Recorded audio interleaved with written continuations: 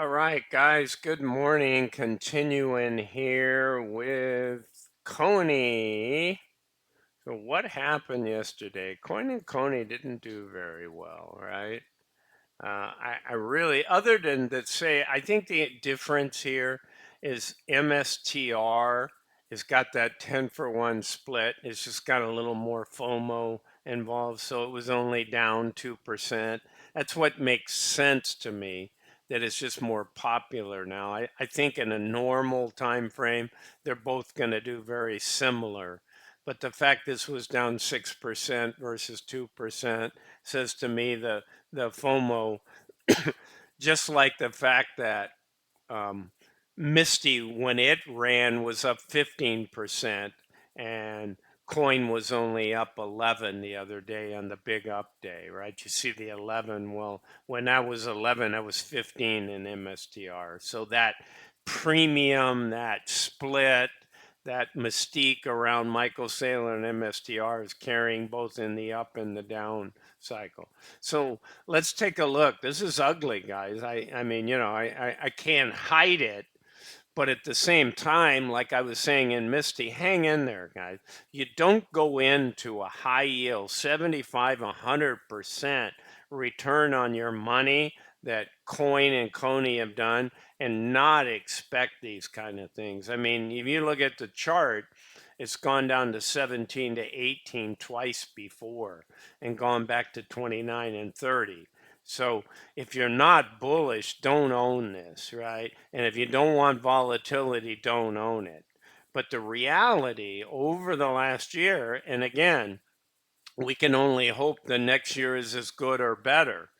But the last year, this has proven to be a huge winner. I mean, even if it's, 1869 and you bought it at $20, you lost $1.40, you lost 5 to 6%, and and yet you made 100% on your money within a year. So you don't do that. As I explained in the Misty thing, if you have unrealistic expectations, guys, get a grip. I mean, people talk about 8%, 9%. I remember when I was excited in a big oil company and I was getting a 14% annual return. I was throwing money in it like crazy years ago. And you know, it's not a bad return.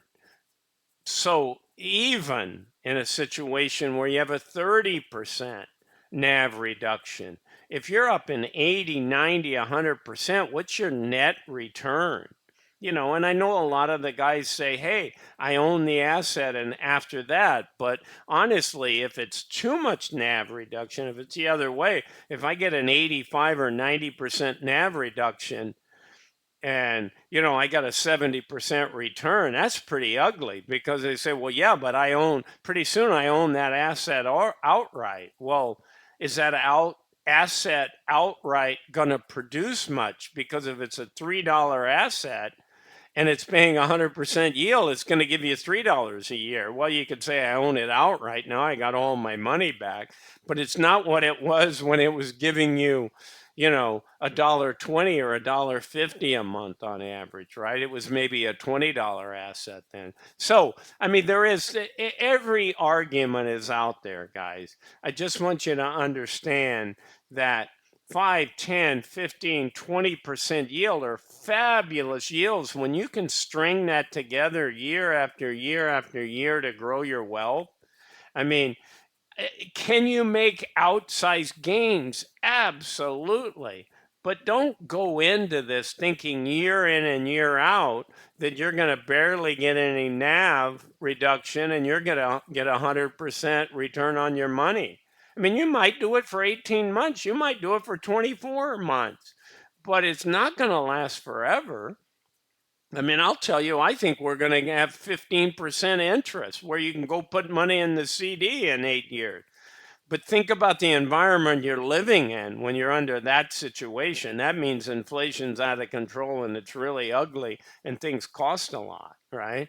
Uh, just go back to 1980, 1981, for those of you old enough to remember and lived in. It's exactly what you could do. But I mean, you had to be old enough then to have the money, right? I was younger. I didn't have 200, $300,000 to go stick it in at 17% interest. Now, if you watch Misty, you just heard this, and I'll finish this and move on. But not everybody watches all of them, right?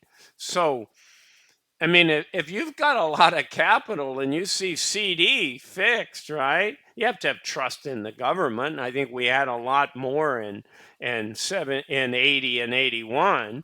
And you go stick substantial capital for a 17% guaranteed treasury return year in and year out. Think about that in 2000 to 2010, in that era where interest rates were super, super cheap. You're getting people would have died for that return, after the dot com bust. So, I mean, you have to look at some of this stuff in a practical sense. All right, let's finish up on this. That's my rant, guys. I can't help it.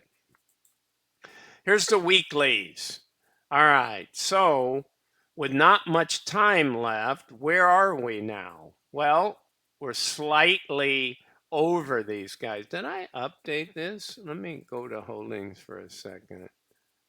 No, those are off the table. I did not update those. I apologize for that. Those are the ones I had to close out. So I didn't do my job, peeps. I thought I did, right? Let me clear this one and let me update this. We have a 275 out at 726. Now, and that makes it hard to really know, right? And the quantity is 30,800. So remember, we had to, like we did in a lot of these funds, we bought these back. So that looks terrific right now, right? And that's got a 726 on it, because those other 230s we got killed on. We ran, right? And we hurt ourselves on those.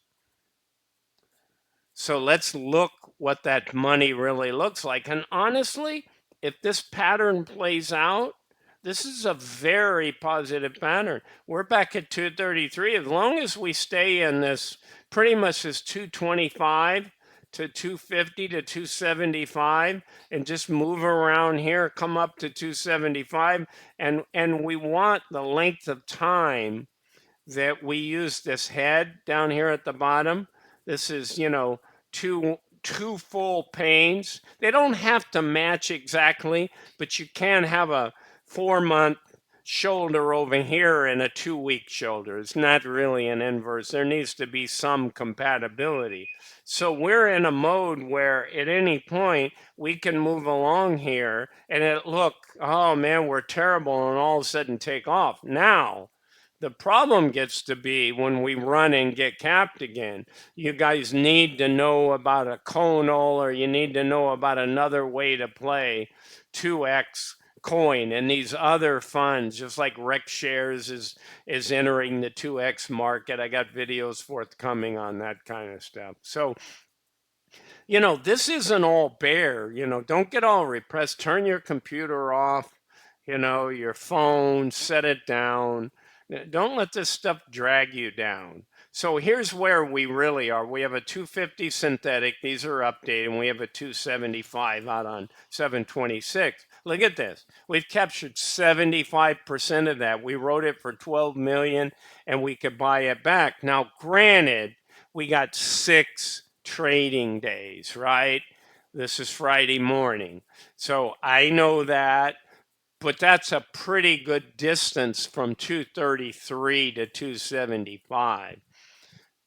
So don't lock yourself in and assume it's disastrous and I've lost and it's a reverse split, and Coney's a Tesla, and I couldn't tell you. I just did Tesla a little while ago. I'm probably more bullish on Tesla than any single stock out there. I got sectors I believe in more than I believe in AI and high tech, where Tesla's at. But and I should say Tesla, because Tesla is just one way to play Tesla. and not even the best in my opinion at all, because I think the outside gains that Tesla will have at times will just cap the heck out of Tesla. Will it have a chance to go to 30 or 40 again? It absolutely should for even Tesla. It just isn't going to be as good as the underlying. So I want to do a 70, 30, 80, 20 distribution of my capital. And I like a lot of other sectors better, but not better than where I see Tesla performing. I think it's just got it together in so many good categories. And I got a video coming for you guys. And I know I'm in Coney. I'm just trying to tell you, hang in there. You know, it looks like dark moments. The people who sold out of Tesla and swore off Yieldmax and swore off all this stuff were impatient. You know, patience is a virtue for a reason. Own something, know why you own it, have a plan, and stick to your plan. Okay. Having a plan to say, I want 100% yield every year and no NAV reduction is not realistic. Just not realistic. Can you do it 18 months? Yeah, yeah, yeah. Can you do it 24 months? Maybe. Can you do it 5 to 10 years? No, not at all. All right. So here, where are we? We're 75% gain. Our synthetics not particularly sweet since we were just up here when we ran high on our synthetic because we were getting killed on our weeklies. Now what's happening? You know, we're behind on our synthetic, okay, but we're winning on our weeklies. So let's go take a look and wrap this up. I've ranted and ranted at you guys, and I apologize in some ways, but hopefully I get through to you, right, about this. Stay calm. I get it. You buy something and it goes down. Okay. Nobody likes that. But why did you buy it in the first place? If you're chasing yield, shame on you. If you bought it because you believe in the underlying, hang in there.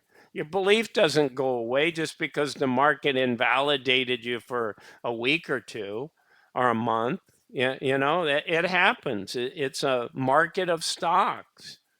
Okay. So where are we? Well, we're not particularly, we've got not what we want. Okay, we got to win here in our synthetic. We can turn that around in coin, and we should. I mean, we're up a little bit in the pre-market. What are we, 60? Yeah, we're 64, 135, 0.78 of 1%. So the fact that we're hanging over 60, guys, the biggest problem here with this cash flow is because it's an income fund. If you own Tesla, you'd be happy, right? Tesla's gone up from down low to 250 to 270 range and is hanging around in there. And it probably will. It's looking like a cup with a handle. I mean, could it pull back to 220 or 230? Sure. Anything's possible. And that might, it's not going to help you on your synthetic, but I think this thing's going to pay $1. I really do. So hang in there. We will get through this. And look for my video on, value, risk, reward, whatever I'm going to call it. I want to talk about nominal interest rate, what you really should be targeting. I want to talk about portfolio separation, right? How to handle, I've done a little bit on hedging, but you guys that just chase the super high yield and go all in and don't have any growth and don't have any protection, you're going to get handed things in the market that are going to make you feel, if you're not sleeping, you're depressed, then you're overcommitted, guys. All right, hang in there. It's going to get better. All right, this is not financial advice. I'm not a financial advisor. Take care. Bye for now.